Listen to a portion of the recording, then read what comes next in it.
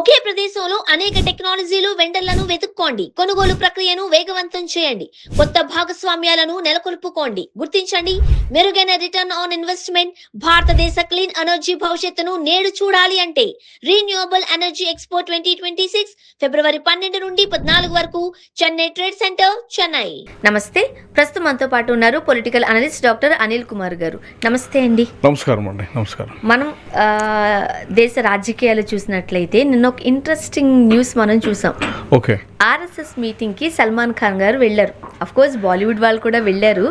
దాంట్లో సల్మాన్ ఖాన్ గారే మెయిన్ అట్రాక్షన్గా కనబడ్డారు. ఏం చెప్తారు? దేశంలో చాలా మార్పులు జరుగుతున్నాయి.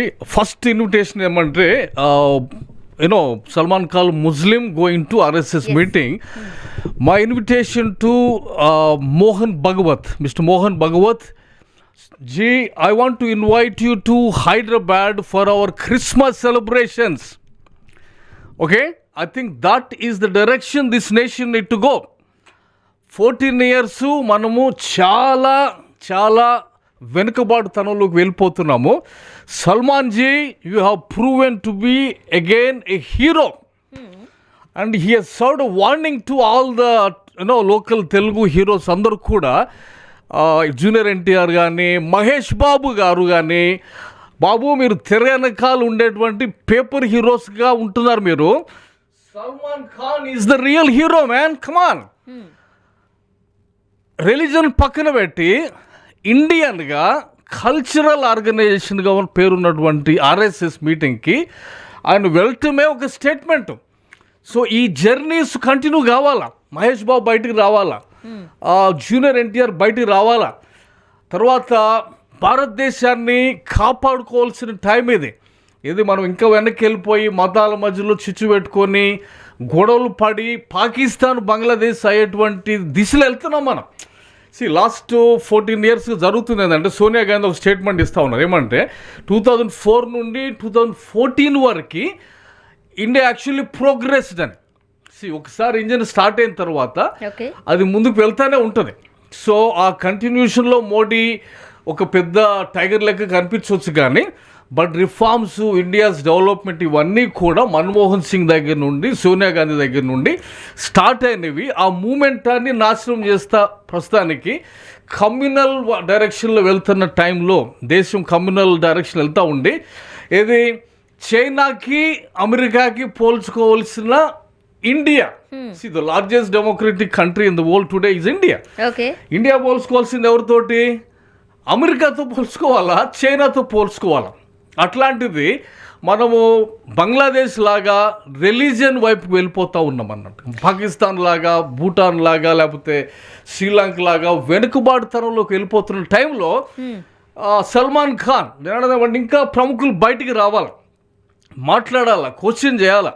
అందుకే నేను ఇన్విటేషన్ చెప్తున్నా, come down for Christmas programme mister Bhagwat Hyderabad. యాక్చువల్గా కల్చరల్ ఆర్గనైజేషన్కి సంబంధించి ఆర్ఎస్ఎస్లో చాలామంది ముస్లిమ్స్ కూడా ఉన్నారు. ఓకే, మనం ఒకసారి అనాలిసిస్ చేస్తే ఇక్కడ సల్మాన్ ఖాన్ గారు మెయిన్ అట్రాక్షన్గా ఉన్నారు కాబట్టి ఇప్పుడు సాధారణంగా బాలీవుడ్లో వాళ్లకు లేకపోతే హీరోయిన్స్ వాళ్ళకి అండర్ మాఫియాతో సంబంధం ఉంది, లేదంటే మాఫియాతో లింకులు ఉన్నాయి. ఈ మాటలు మనం తరచుగా వింటూ ఉంటాం. ఓకే, ఇప్పుడు సల్మాన్ ఖాన్ గారు ఆర్ఎస్ఎస్ మీటింగ్కి అటెండ్ అయ్యారు. ఎలా చూడాలంటారు? I believe it is a statement that he is showing that I can be trendsetter. కొత్త పందా నేను వేయగలుగుతాను. ఇంతమంది హిందూస్ మధ్యలో ఒక ముస్లింగా నేను వెళ్తాను అనేటువంటిది. I think he just train to be a real hero in the real life. దాంట్లో ఆయన మీద కేసులు ఉన్నవి అన్నీ ఓకే, కానీ that is all courts, judiciary చూసుకోవాల్సి ఉంది. బట్ ప్రత్యేక మనం మాట్లాడాల్సింది ఏమంటే ఇండియా ఒక కాన్సెప్ట్ ఏదంటే బయట నుండి వచ్చేటువంటి ఇన్వేజన్స్ దేశం నాశనం కాదంట. ఇంటర్నల్లీ కూడా దేశము వర్గాలుగా విడిపోయినప్పుడు ఏమంటారు డిస్యూనిటీ వచ్చేసినప్పుడు దేశం నాశనం అయిపోతుంది. యుఎస్ ఇవన్నీ అభివృద్ధి కావడానికి కారణాలు వాళ్ళకి ఉన్నటువంటి సెన్స్ ఆఫ్ ఈక్వాలిటీ. ఈ ముస్లిమ్స్ని సెకండరీ క్లాస్ సిటిజన్ లెక్క ట్రీట్ చేసే పరిస్థితి ఉంది ఇప్పుడు. ఆ విధంగా ఎవరు ట్రీట్ చేస్తున్నారో వాళ్ళని హిందూ రాష్ట్ర అనే కాన్సెప్ట్ నడుస్తుంది. వాళ్ళని టెర్రరిస్టులుగా చూడాలి ఇది ఎవ్రీ ఇండియన్. ఎందుకంటే అవి భారతదేశాన్ని నాశనం చేస్తున్న కాన్సెప్ట్స్. డివిజన్, పోలరైజేషన్ అంటారు ఇంగ్లీష్లో, అంటే వర్గాలుగా విడగొట్టేటువంటిది. అది బీజేపీ, ఆర్ఎస్ఎస్ వీళ్ళు ప్రభుత్వంలోకి వచ్చిన తర్వాత 2014 ముందు కూడా రైట్స్ ఉన్నాయి, కానీ అది హెవీగా ఇక్కడ జరుగుతుంది. సో ఐ థింక్ వాటికి ముగింపు పెట్టే డైరెక్షన్లో సల్మాన్ ఖాన్ అడిగేసి అనుకుంటున్నాను. అది కంటిన్యూ కావాలా, ఆర్ఎస్ఎస్ని డ్రిల్ చేయాలా, ఆర్ఎస్ఎస్ని బ్యాన్ చేయాలా ఖచ్చితంగా, ఎందుకంటే they are not registered organisation. ఈ విధంగా ప్రతి ఒక్కళ్ళు మాట్లాడాలా. హీరోస్ నేను అంటుంది ఏమంటే భారతదేశంలో చాలా థింక్ ట్యాంక్ ఉంది, రీసోర్సెస్ ఉన్నాయి, లీడర్షిప్ ఉన్నాయి, కానీ వీళ్ళు తెర వరకే పరిమితం అయిపోతున్నారు. ఇప్పుడు సల్మాన్ ఖాన్ వచ్చి మాట్లాడి లేకపోతే ఒక స్టేట్మెంట్ లాగా ఆయన రాగలిగినప్పుడు మిగతా హీరోస్ కూడా రావచ్చు కదా, అందరూ బయటికి రావాలి కదా. వాళ్ళు ఇండస్ట్రీస్కే పరిమితం అయ్యటం కానీ when they are able to say something, they should come into the public domain. ఇప్పుడు ఆర్ఎస్ఎస్ కావచ్చు, బీజేపీ కావచ్చు, అనుబంధ సంస్థల కింద చూస్తూ ఉంటాం. ఈ నేపథ్యంలో ఒకసారి సల్మాన్ ఖాన్ గారి గురించి మనం చూసినట్లయితే కృష్ణ జింకల కేసు ఒకటి ఉంది ఆయన పైన, అంటే ర్యాష్ డ్రైవింగ్ తో ఫుట్పాత్ లో జరిగిన కేసులు ఎక్కడ ఉన్నాయి, మన జుడిషియల్ సిస్టమ్ శిక్షలు ఎక్కడ ఉన్నాయి, హోల్ అంటే అదే మన దరిద్రం నడదేమంటే భారతదేశంకి స్పీడ్ లేదు. భారతదేశంలో నేను అన్నదేమంటే 5 కోట్ల కేసులు పెండింగ్ ఉన్నాయి. రిఫార్మ్స్ ఇక్కడ జరగాల. ఇక్కడ పట్టిన దరిద్రం ఏంటంటే హిందూ ముస్లిం. ఇక్కడ ఉన్నటువంటి తెగులు ఏంటంటే రిఫార్మ్స్ ఏంటి, మన జ్యుడిషియరీలు జరగాలి, ఇన్స్టిట్యూషన్ స్టేబిలైజ్ చేయటం ఏంటి. ఇవి వదిలిపెట్టేసి యుఎస్ ఇవన్నీ అభివృద్ధి అయినాయి అంటే వాళ్ళు ఇన్స్టిట్యూషన్స్ని బలోపేతం చేసుకున్నారు. భారతదేశంలో నేను కంపేర్ చేసుకుంటే యుఎస్ తోటి 100 టాప్ యూనివర్సిటీస్ యుఎస్లో ఉన్నాయి. వాళ్ళ ఎకానమీ అందుకే అభివృద్ధి అవుతుంది. భారతదేశంలో nil. So that is where we should be competing. అవి వదిలిపెట్టేసి మనది ఎక్కడుందంటే ఇక్కడ మసీద్ ఉందా, ఇక్కడ ఇది ఉందా అని చెప్పి అమాయకులైన హిందువుల ఓటును దోసుకోవడానికి మతం అనేటువంటి కార్డు ఎత్తుకొని బీజేపీ తిరుగుతూ ఉంది, గల్లీ తిరుగుతున్నారు.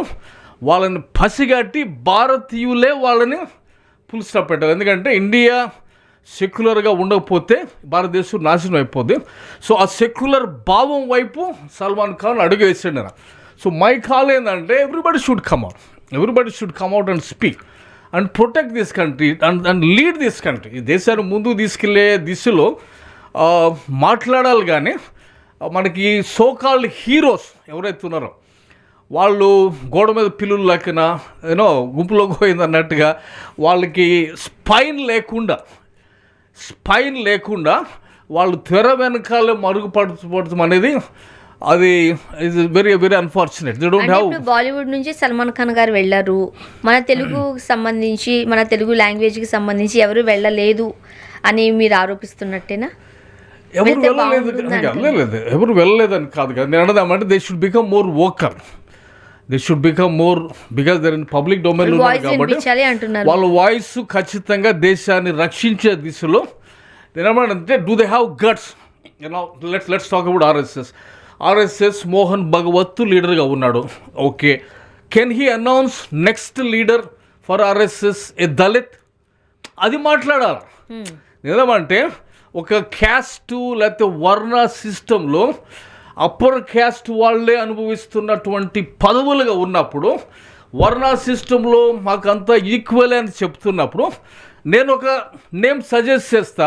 సౌత్ ఇండియా నుండి నార్త్ ఇండియన్ కూడా కాకుండా ఆర్ఎస్ఎస్కి ఒక దళితుడిని నాయకుడిగా చేస్తారా? చేసి అంటే మాటలు చెప్తాం కదా, యాక్షన్లో Mohan Bhagwat are his team వాళ్ళు ఇది డెలివర్ చేసి మాకు అందరూ సమానులే అని ఆర్ఎస్ఎస్లో చెప్పుకోగలుగుతారా?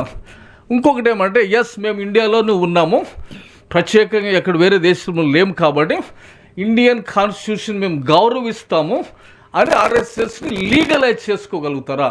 టైం ఫ్రేమ్ పెట్టాలా. ఇవెందుకు ఒక పొలిటీషియన్ మాట్లాడకూడదు? ఇవెందుకు ఒక మూవీ హీరో మాట్లాడకూడదు? మన వెంకటేష్ కూడా కలిసినట్టున్నాడు. Why not talk this?